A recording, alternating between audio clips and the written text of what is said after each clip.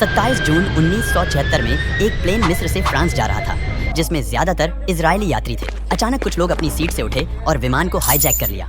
उस विमान को युगांडा ले जाया गया। युगांडा का सबसे खतरनाक तानाशाह इदी अमीन, उसने इजराइल को फोन किया और धमकी दी, अगर अपने लोगों की जान प्यारी है तो $50 लाख भेज दे और जो तूने हमारे लोगों को कैद किया है उन्हें छोड़ दे। अगर तूने कोई चालाकी की तो मैं सभी इजरायली लोगों को मार डालूंगा। तेरे पास 1 जुलाई तक का समय है। उसके बाद इदी अमीन ने इजरायली नागरिकों को छोड़कर बाकी सभी को वापस उनके देश भेज दिया। इजराइल की खुफिया एजेंसी ने उन रिहा किए गए लोगों से सारी जानकारी ले ली। तभी इदी अमीन ने फोन किया, लगता है मुझे सभी इजरायली लोगों को मारना पड़ेगा। इजराइल ने जवाब दिया, अगर तुमने ऐसा किया तो हम भी तुम्हारे देश पर मिसाइल दाग देंगे। दोनों मांगों का इंतजाम करने में हमें 4 जुलाई तक की मोहलत चाहिए। इदी अमीन मान गया। इसके बाद इदी अमीन दूसरे देश चला गया। 4 जुलाई की रात 1 बजे इजरायली वायुसेना के 6 लड़ाकू विमान बिना किसी देश के रडार पर आए समुद्र की ऊंचाई से महज 50 मीटर की दूरी पर उड़कर युगांडा की ओर बढ़ने लगे। लेकिन सोमालिया के समुद्र तक पहुंचने के बाद सभी लड़ाकू विमानों का तेल खत्म होने लगा। इजराइल ने पहले से ही ऑयल टैंकर विमान का इंतजाम किया था, जहां लड़ाकू विमानों ने हवा में ही तेल भरा और युगांडा एयरपोर्ट की ओर रवाना हो गए।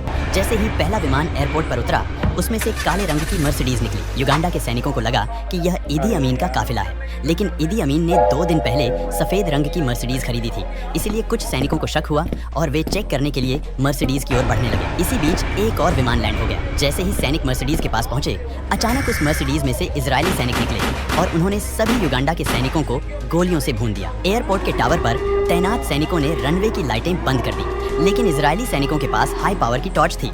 उन्होंने रनवे की रोशनी फिर से जगा दी, जिससे बाकी के विमान भी उतर गए। उसके बाद ताबड़तोड़ फायरिंग के साथ उस बिल्डिंग में घुस गए जहां इजरायली लोग बंधक थे। सैनिकों ने हिब्रू भाषा में कहा, सभी लोग बैठ जाएं, हम गोली चलाने वाले हैं। सभी इजरायली लोग बैठ गए। युगांडा की सेना कुछ समझ पाती उससे पहले ही इजरायली सैनिकों ने उन्हें गोलियों से भून दिया। उसके बाद सभी बंधकों को प्लेन में ले जाया गया। तभी कुछ इजरायली सैनिकों को युगांडा के लड़ाकू विमान दिखाई दिए। बिना कुछ सोचे इजरायली सेना ने उन सभी लड़ाकू विमानों को ग्रेनेड से ध्वस्त कर दिया। इसके बाद सभी लोगों को ताबड़तोड़ प्लेन में बैठाया गया। तभी एक आखिरी महिला को ढूंढना बाकी था। उस महिला को बचाने के लिए इजरायली सेना के कमांडर योनाथन नेतन्याहू खुद गए, लेकिन तभी उन्हें गोली लग गई। हालांकि सभी बंधक विमान में सवार हो चुके थे। कमांडरों ने योनाथन को उठाया और उन्हें विमान में सवार करके रवाना हो गए। अब की बार सभी विमान नीचे से नहीं, ऊंचाई से उड़े। सोमालिया के समुद्री तट पर इजरायली लड़ाकू विमान जवाबी कार्रवाई के लिए तैयार थे। सभी 102 यात्री सुरक्षित इजराइल पहुंच गए।